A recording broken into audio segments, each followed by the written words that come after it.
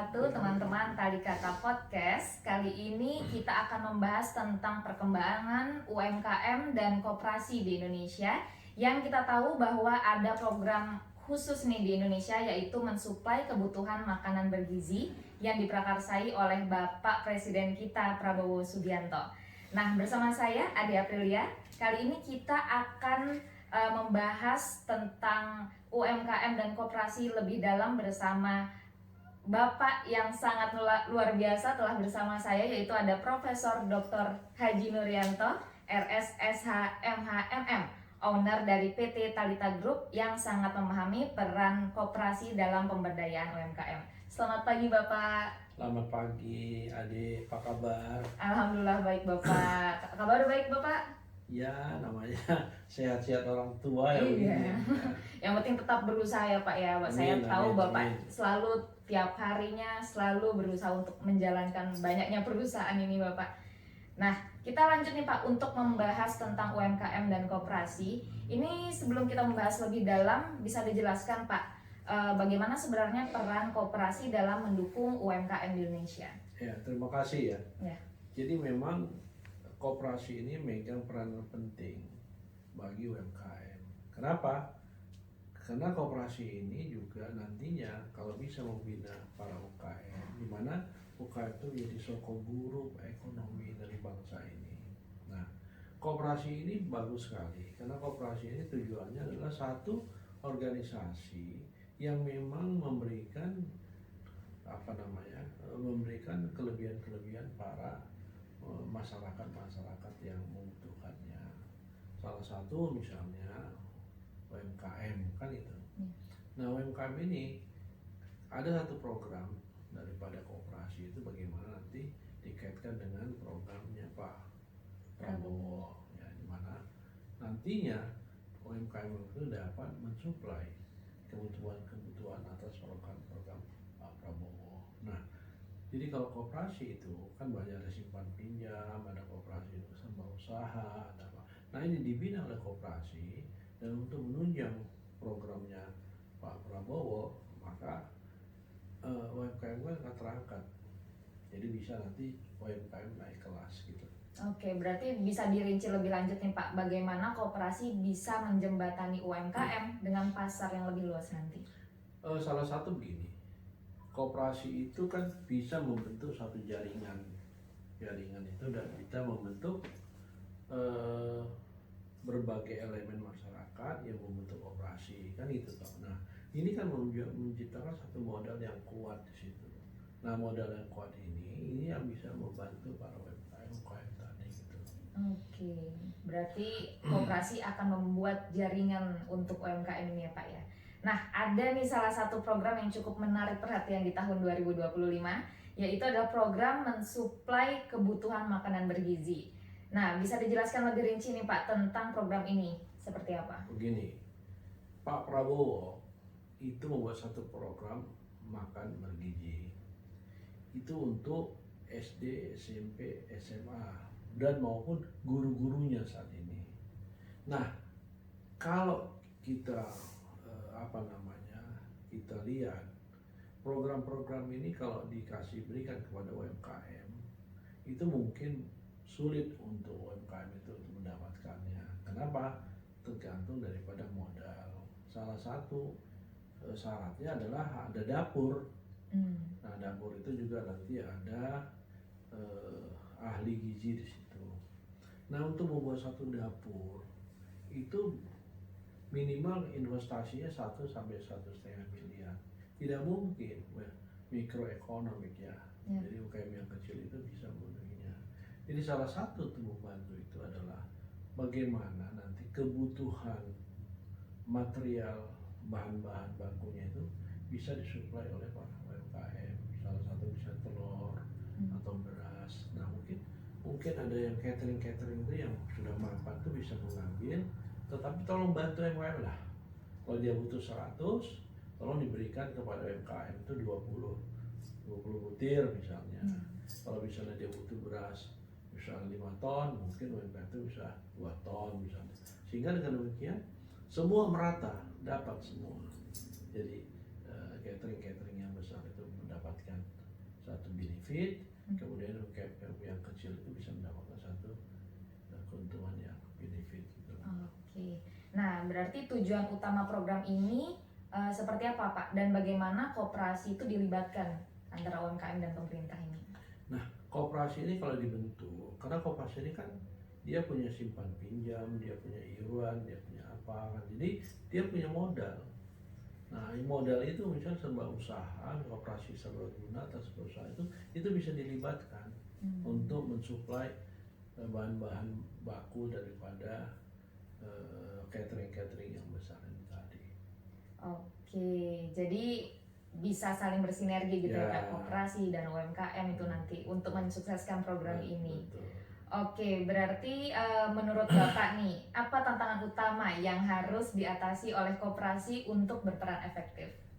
Yang pertama itu, saya pikir koperasi itu harus menspesifikasi daripada UMKM tersebut. Ada misalnya UMKM yang bergerak di bidang makanan atau ya, ada UMKM yang bergerak di bidang pembangunan misalnya buat apa itu terali besi atau apa, ada UMKM yang bergerak di membetuli rumah, ada, itu kan banyak sekali, itu dispesifikasikan.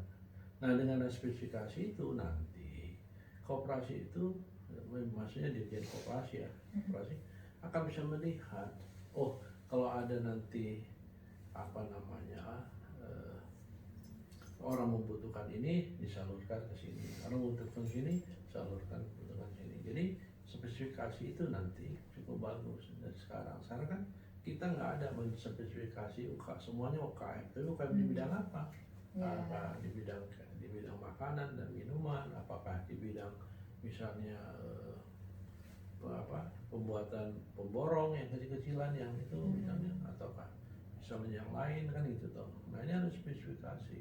Jadi dengan demikian nanti baru nanti bisa Departemen Koperasi bisa nanti membuat pelatihan-pelatihan untuk UKM yang menjual makanan, minuman makanan, UKM yang produksi ini bisa dilakukan. Berarti yang kurang menurut Bapak ini adalah klasifikasinya ya, manajemennya seperti apa, terus nanti kemudian diberikan pelatihan seperti itu. Oke. Nah, untuk strategi meningkatkan daya saing UMKM melalui koperasi ini seperti apa Pak? Oh, itu bagus sekali ya begini. Koperasi ini kan sebenarnya satu hal yang sangat dibutuhkan, terutama untuk masyarakat ya. Nah, UMKM ini kan bisa dibutuhkan, misalnya contoh dengan adanya seorang bisa produksi kacang misalnya. Nah, koperasi ini bisa mengembangkan dengan ekonomi kreatifnya. Jadi kacang itu packagingnya bagaimana, cara pengolahannya bagaimana, kemudian izin untuk menjual, mensertifikat halalnya, BPOM. Nah, ini bisa diberikan oleh koperasi itu pencerahan-pencerahan, sehingga dengan demikian UKM ini bisa mengekspor.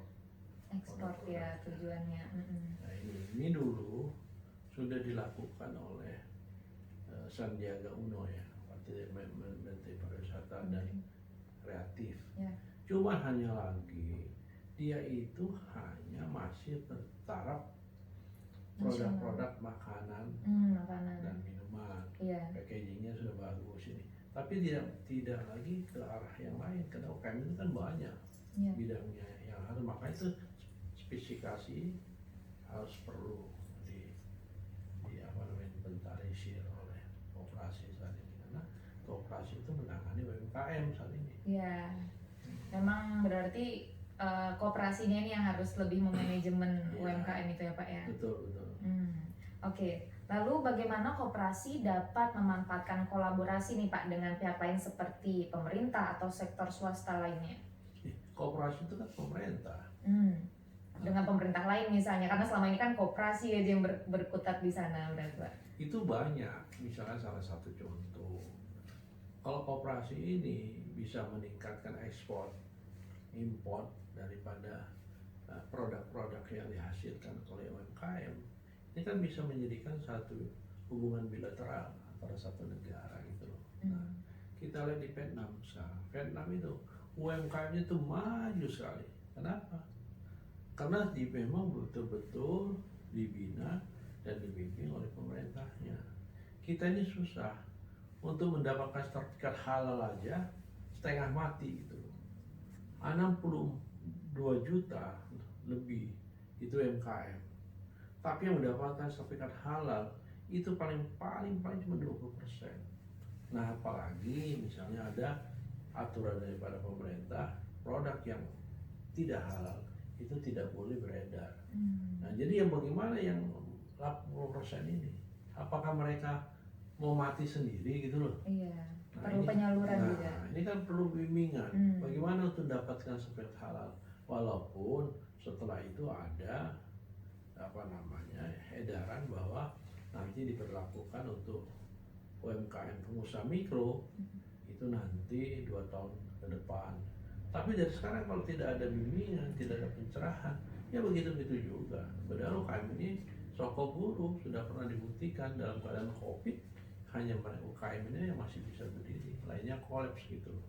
Nah, ini yang salah satu yang harus kita perhatikan gitu. Iya betul Pak. Jadi selama ini malah justru nampak seperti UMKM jalan sendiri gitu Pak ya, tanpa bimbingan gitu. Oke. Nah, dalam konteks ini nih Pak, Rapat Kerja Nasional HPN 2025 menjadi agenda penting. Ini bisa dijelaskan nih Pak, apa yang menjadi fokus utama dari Rapat Kerja Nasional ini? Begini, UKM ini sekarang ini harus banyak mendapatkan informasi, baik daripada pemerintah maupun daripada swasta dan lainnya. Kita lihat salah satu hal yang paling penting adalah pajak. Pajak itu sama sekali, mungkin saya rasa UMKM itu nggak ngerti apa itu pajak kan gitu. Yeah. Nah, misalnya kalau kita UKM yang omsetnya hanya 500 juta per tahun itu hanya dikenakan pajak 0,5% misalnya. Tapi apa dia tahu? Ini kan nggak tahu. Sosial ini di kantor pajak, nggak tahu, hanya tahunya ngutip aja gitu loh. Nah, ini jadi dengan itu saya punya konsep, saya mendatangkan aparat pajak yang bisa menjelaskan tentang bagaimana sebenarnya pajak terutama untuk UMKM. Nah, yang kedua, saya mau lihat ini program-program pemerintah seperti program Pak Prabowo ini untuk makanan sehat yang bergizi. Nah, ini juga perlu disosialisasikan kepada UMKM biar dia ngerti. Nah, nanti jangan dia bilang bahwa kita ini UMKM kok nggak dapat jatah. Nggak diajak gitu ya. Nggak diajak. Padahal dia sendiri belum mampu untuk mendapatkan itu. Kenapa? Syaratnya itu misalnya ada dapur yang mesti, kemudian apakah dia mampu misalnya dia memberikan mensuplai untuk 3.000 orang atau 4.000 orang kan itu. Nah, inilah perlunya dikerjasamakan dengan koperasi, dan koperasi itu kan dia karena ada misalnya UKM itu dibentuk koperasi, nah itu kan menimbulkan satu capital yang kuat gitu loh. Nah, koperasi ini nanti yang bisa mensuplai, yang memenuhi program-program daripada pemerintah tentang makan bergizi ini tadi. Makanan bergizi. Nah, ini perlunya koperasi di situ lah. Oke. Berarti menarik nih tadi Bapak mention ya. Ada keterlibatan instansi seperti Kodam dan Kanwil Pajak nih yang akan hadir dalam rapat ini. Nah, bisa dirinci lebih jelas Pak, apa perannya dalam untuk UMKM juga, untuk koperasi juga? Gini, yang kalau pajak udah jelas, pasti bidangnya pajak. Nah, kalau Kodam ini, selama ini yang saya tahu, untuk makan bergizi, yang programnya Pak Prabowo itu lebih banyak TNI yang in charge di situ. Nah, itu yang kita minta nanti dari pihak TNI atau Kodam atau Korem atau Dandim misalnya Kodim itu bisa memberikan pencerahan kepada UMKM tadi. Bagaimana prosesnya, bagaimana ininya gitu. Seperti itu, berarti memang lebih detail dalam rapat ini bisa didapatkan oleh semua UMKM gitu ya Pak ya. Oke, nah langkah yang direncanakan untuk membantu UMKM memahami dan memanfaatkan kebijakan pemerintah ini seperti apa nanti Pak? Ya kalau ada pencerahan nanti, ya UKM itu sudah mengerti. Nanti kita akan bertanya klasifikasi apa yang bisa kita lakukan. Ya salah satu tadi mungkin kita tidak bisa mengambil istilahnya proyek ini, tapi kita bisa menjadikan sub dengan memberikan oke lah kami kalau kami nggak sanggup untuk ini cukuplah kami misalnya dibutuhkan telur misalnya 1000 telur per hari, kami cuma bisa bantu cuma 100, tapi ada sehingga dengan demikian kontribusi kami itu nampak di situ.